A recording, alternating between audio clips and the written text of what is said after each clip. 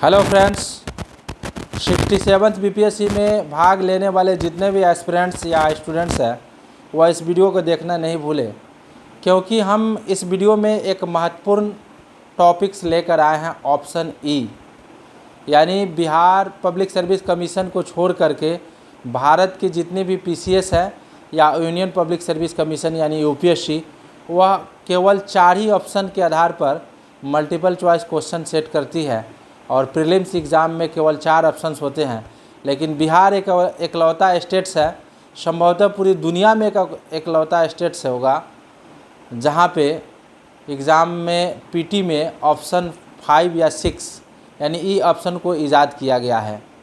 या इसलिए किया गया, हमें जहाँ तक लगता है कि बीपीएससी अपनी नाकामी को छिपाने के लिए ऑप्शन ई को ईजाद किया। कभी कभी ऐसा होता था, यानी 60वीं से 62वीं के पहले यानी 2017 के पहले तक जितने भी एग्ज़ाम बीपीएससी द्वारा कराए गए हैं उनमें केवल 4 ही ऑप्शन होते थे पीटी के एग्ज़ाम्स में। लेकिन इसने अपनी नाकामी को छिपाने के लिए, क्योंकि हो सकता है कि चारों ऑप्शन में से कोई भी आंसर नहीं हो, वैसी स्थिति में क्वेश्चन डिलीट हो जाते थे। लेकिन बीपीएससी ने एक नया फार्मूला ईजाद किया। इससे बिहार के प्रतिभा में कमी नहीं आ पाएगी, बिहार की प्रतिभा में कमी नहीं है। तो इसने एक ऐसा ऑप्शन ईजाद किया कि नन ऑफ दीज या मोर देन वन ऑफ एवब, यानी इनमें से कोई नहीं या इनमें से एक से अधिक। यानी कोई भी क्वेश्चन अगर वह क्रिएट करता है, जनरेट करता है, तो उसका आंसर जो ऑप्शन के हिसाब से ABCD में हम देते हैं, तो चारों ऑप्शन में ABCD में से नहीं होगा तो ई में फंसना ही फंसना है। और वह अपनी नाकामयाबी को छुपाने के लिए ऐसा किया। लेकिन हम जब एग्ज़ाम देने जाएंगे तो हमें कैसे मालूम चलेगा कि किसी क्वेश्चन का आंसर ई हो सकता है। तो किसी क्वेश्चन का आंसर ई होगा, इसी पे हम बात करेंगे। एक कंसेप्ट विकसित किया गया है, उस कंसेप्ट के सहारे हम जानने का प्रयास करेंगे कि उक्त क्वेश्चन का आंसर ई हो सकता है। तो सबसे पहले इसके हिस्ट्री को देखते हैं ई ऑप्शन को लेकर के। तो 66 बीपीएससी में यानी 2020 में बीपीएससी ने पीटी की एग्ज़ाम ली, उसमें 7 क्वेश्चन ऐसे थे जिसका आंसर ई होता, जिसका आंसर ई हो सकता था। और 65वीं बीपीएससी में जो एग्ज़ाम कंडक्ट की गई थी पीटी का, उसमें 11 क्वेश्चन जनरेट किए गए थे ऐसे जिसका आंसर ऑप्शन ई होता। उसी तरह से 64th बीपीएससी में 15 क्वेश्चन थे जिसका आंसर ई था। उसी तरह से 63 बीपीएससी में 16 क्वेश्चन थे और 60 से लेकर 62 तक के बीपीएससी एग्ज़ाम्स हुए थे 2017 में, जिसमें 9 क्वेश्चन का आंसर ई था। यानी कहने का मतलब हो गया कि ओवरऑल 10 से 12 ऐसे क्वेश्चंस पूरे 150 क्वेश्चन में से मिलेंगे जिसका आंसर ऑप्शन ई होना चाहिए, ई होगा। तो 10 से 12 ऐसे क्वेश्चन होंगे जिसका ऑप्शन ई होने वाला है। और आपके 67वीं बीपीएससी में 10 से 12 एवरेज अनुमान लगा करके यह जानने का आप प्रयास करेंगे कि आंसर ई होगा। तो आप कैसे समझेंगे कि किसी प्रश्न का आंसर ई है या नहीं है? उसी पे एक कंसेप्ट विकसित किया गया है, एक टेक्निकल मेथड है जिसके सहारे आप आसानी से ऑप्शन को चॉइस के आधार पर आप सेलेक्ट कर सकते हैं कि इस क्वेश्चन का आंसर ई होने की पॉसिबिलिटी अधिक बन सकती है। इसमें कई सारे कॉन्सेप्ट हम बताएंगे। सबसे पहले देख ले कि एक क्वेश्चन 66 में पूछा हुआ था, प्राचीन महाजनपद की प्रथम राजधानी कौन थी? ऑप्शन ए में था पाटलिपुत्रा, बी में था वैशाली, सी में चंपा और डी में अंग, और ई में उपरोक्त में से कोई नहीं और उपरोक्त में से एक से अधिक। यानी ऑप्शन ई भी अपने आप में 2 ऑप्शन है, यानी नन ऑफ दिस, यानी इनमें से कोई नहीं हो सकता है या एक से अधिक भी हो सकता है। तो जब तक आप प्राचीन भारत से जुड़ा हुआ एक क्वेश्चन है, मगध की राजधानी पूछ रहा है, प्रथम राजधानी, तो पाटलिपुत्र प्रथम राजधानी तो होगी नहीं, वैशाली भी नहीं थी, चंपा नहीं थी। चंपा तो ऑलरेडी अंग की राजधानी थी। पाटलिपुत्र को ईजाद किया था उदयन ने, कालाशोक ने वैशाली को अपनी राजधानी बनाया था, तो सबसे पहले जो मगध की राजधानी थी राजगीर या गिरिब्रज थी। तो इनमें से कोई ऑप्शन नहीं है, तो इनमें से कोई नहीं, यानी ऑप्शन इसका ई होगा। तो ई होगा कब, जब आप ये जानेंगे कॉन्सेप्ट के साथ कि 4 ऐसे ऑप्शन हैं जो इससे मैच नहीं करते हैं, लेकिन ये बहुत कम ही इसका आंसर होगा जिसका ऑप्शन ई में उपरोक्त में से कोई नहीं तो अधिकांशतः इसका आंसर, जिसका आंसर ई होने वाला होगा उसमें होगा कि उपरोक्त में से एक से अधिक। तो इसकी क्या पॉसिबिलिटी हो सकती है, इस पर हम चर्चा करेंगे। एक और क्वेश्चन देखते हैं, बिहार में निम्नलिखित में से उत्तर की ओर प्रभावित होने वाले नदी कौन सी है। तो जब तक आप कौन सी है, इनमें से कौन है, इस तरह के प्रश्न होंगे और ऑप्शन होंगे तो ज़्यादा पॉसिबिलिटी बनती है ऑप्शन ई का, जो आगे हम बताने वाले हैं। तो जैसे कमला दिया हुआ है, कोसी दिया हुआ है बी में, सी में गंडक और डी में बागमती और ई ऑप्शन भी है। तो आपको जानना है कि उत्तर बिहार में बहने वाली जो नदियां हैं उसमें कोसी, बागमती, कमला, बलान वगैरह है नहीं। तो एक से अधिक ऑप्शन के हिसाब से इसका आंसर ई होगा। अगर इसी में अगर सोन भी नदी दे देता फिर भी ऑप्शन ई होता, क्योंकि एक से अधिक हो सकता है। लेकिन ये जो चारों ऑप्शन दिए हैं उत्तर बिहार में बहने वाली नदियों का एक क्रम है, एक लिस्ट है। तो आपको भूगोल के जो प्रश्न पूछते हैं, जैसे यह निम्नलिखित में से कौन सहायक नदी है, तो निम्नलिखित शब्द आ जाएगा तो ऑलरेडी आप समझिएगा नदी है तो एक से अधिक किसी भी नदी की सहायक नदी होती है। तो आप आसानी से ई मारने की कोशिश कीजिएगा अगर कोई आंसर आपको सटीक नहीं लगता होगा, तब यह संभावना जताई जा रही है।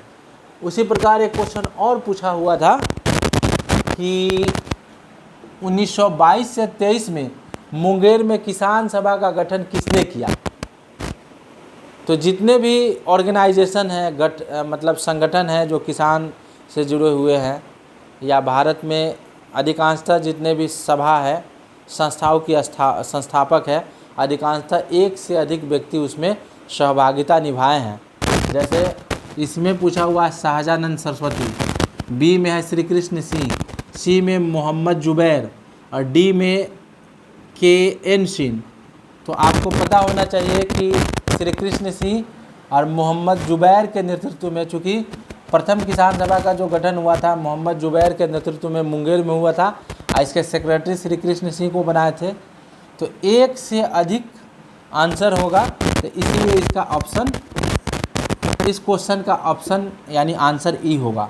यानी कहने का मतलब हो गया कि कोई भी इतिहास से क्वेश्चन पूछता है तो अगर एक से जो संस्था से जुड़ा हुआ क्वेश्चन है या ऐतिहासिक घटनाओं का कारण पूछता है, जैसे 1857 के विद्रोह के क्या कारण थे, तो किसी क्रांति का एक कारण या रिवोल्यूशन का एक कारण नहीं हो सकते हैं।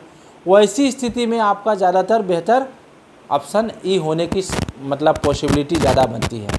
या अगर पूछता है कि 1857 के विद्रोह का क्या प्रभाव पड़ा, तो भी ऑप्शन ई होगा।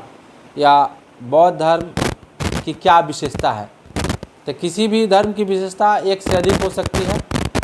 तो इतिहास की भी जो क्वेश्चन होंगे या ट्रेडिशनल या कॉन्स्टिट्यूशंस, जैसे कि राष्ट्रपति के क्षेत्राधिकार, अधिकार, शक्ति, तो राष्ट्रपति की जो क्षेत्राधिकार या शक्तियां हैं या नियुक्ति का जो अधिकार दिए गए हैं वह एक से अधिक है। तो वैसी स्थिति में ज़्यादातर संभावना बनती है आंसर किसी भी क्वेश्चन का बीपीएससी ई सेट करेगा। इतिहास से हो गया, अशोक की धर्म नीति की विशेषता पूछता है, तो किसी भी धर्म की नीति है उसकी विशेषता एक नहीं हो सकती है। वैसी स्थिति में पॉसिबिलिटी बनेगी कि आप ज़्यादा बेहतर होगा कि ऑप्शन ई को चुनें।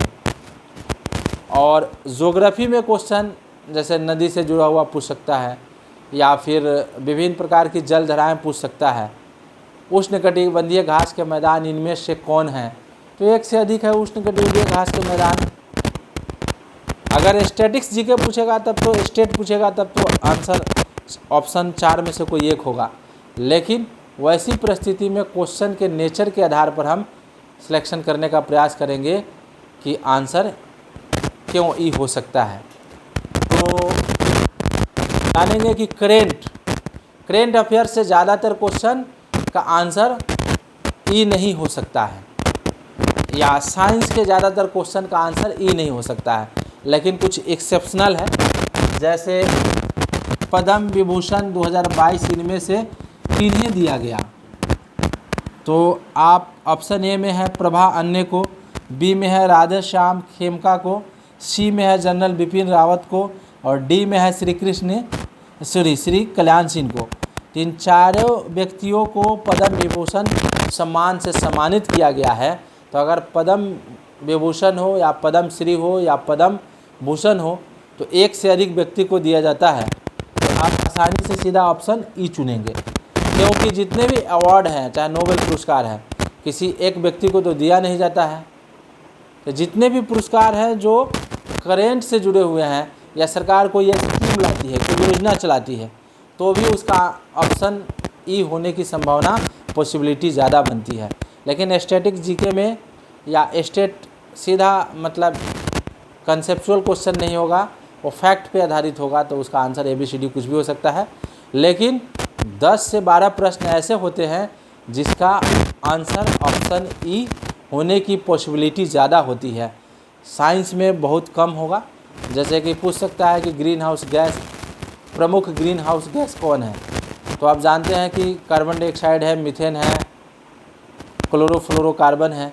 तो एक से अधिक ग्रीन हाउस गैसेस के घटक हैं, तो गैस के अगर पूछ सकता है घटक, या आपको मिश्र धातु पूछ सकता है, एलिमेंट से पूछ सकता है, मेटल से पूछ सकता है, ये एक्सेप्शनल है, तब इसकी संभावना ई बनती है। लेकिन ज़्यादातर साइंस और करेंट में जो आंसर होगा ऑप्शन उसका ई होने की संभावना बहुत कम होती है।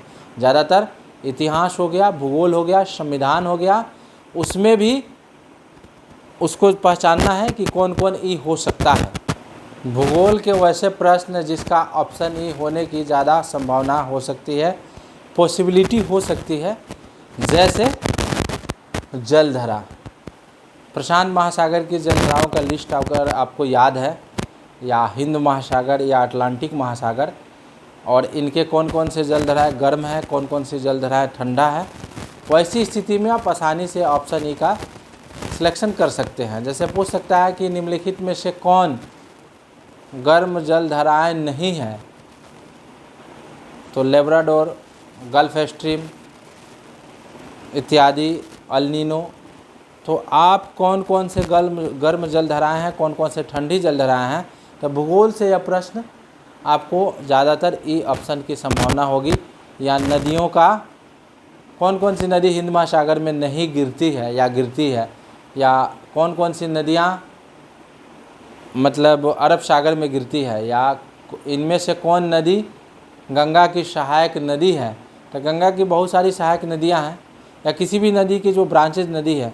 तो ज़्यादातर जलधारा, नदी और घास के मैदान इत्यादि जैसे कंटेंट जो भूगोल से जुड़े हुए हैं, इससे जुड़ा हुआ अगर क्वेश्चन BPSC क्रिएट करता है, तो ज़्यादातर संभावना एक से अधिक होने की स्थिति में ऑप्शन ई ही सिलेक्शन करना बेहतर होगा।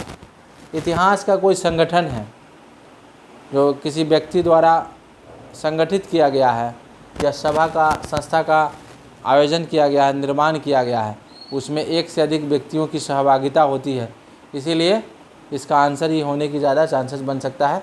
राष्ट्रपति के अधिकार क्षेत्र, राष्ट्रपति किन किन को नियुक्त करता है, तो राष्ट्रपति के जो अधिकार क्षेत्र हैं उसमें जो पदाधिकारियों की नियुक्ति की लिस्ट है एक से अधिक है। तो वैसी स्थिति में इससे जुड़ा हुआ अगर क्वेश्चन पूछता है तो डायरेक्ट आपको ई मारना चाहिए, यानी ई अधिक संभावना हो सकती है। या वरीयता क्रम, जैसे पूछ दिया कि राष्ट्रपति, उपराष्ट्रपति, प्रधानमंत्री, राज्यपाल, इसी क्रम में छठे नंबर पे है चीफ जस्टिस ऑफ इंडिया और लोकसभा स्पीकर। तो पूछ देगा कि इनमें से कौन छठे क्रम में है, तो ए में हो जाएगा लोकसभा स्पीकर, बी में दे दे चीफ जस्टिस ऑफ इंडिया। तो ए और बी एक से तो अधिक आंसर हो ही रहा है, तो ऐसी स्थिति में आपको ई मारना चाहिए। वरीयता क्रम से जुड़ा हुआ क्वेश्चन अगर पूछता है तो उसका ऑप्शन ज़्यादातर ई होने की संभावना होती है। तो सरकार विभिन्न तरह की योजनाएं चला रही है, स्कीम चला रही है, पंचायती राज से जुड़ा हुआ स्कीम हो या सरकार जो भी स्कीम चलाती है उसका जो एरिया होता है, उसका जो क्षेत्र होता है काफ़ी ब्रॉड होता है। वैसी स्थिति में एक से अधिक क्षेत्रों को लाभान्वित किया जाता है तो डायरेक्ट उसका आंसर ही होने की संभावना यानी पॉसिबिलिटी अधिक होती है। तो दोस्तों, आप इस वीडियो को अंत तक देखकर यह महसूस कर लिए होंगे कि हमें ई ऑप्शन का चुनाव कैसे करना है ताकि 10 से 12 जो क्वेश्चन आपके एग्ज़ाम में पूछे जाएंगे जिसका आंसर ऑप्शन ई होगा, आप उसको आसानी से भेज सकें। चूँकि आप 2 या 4 1-2 प्रश्न से आप रेस से बाहर हो जाते हैं। तो दोस्तों, प्लीज़ मेरे चैनल को सब्सक्राइब कर दीजिएगा, लाइक्स और शेयर कीजिएगा अपने दोस्तों में और अगले वीडियो का इंतज़ार कीजिएगा। फिर मिलते हैं। जय हिंद, जय भारत।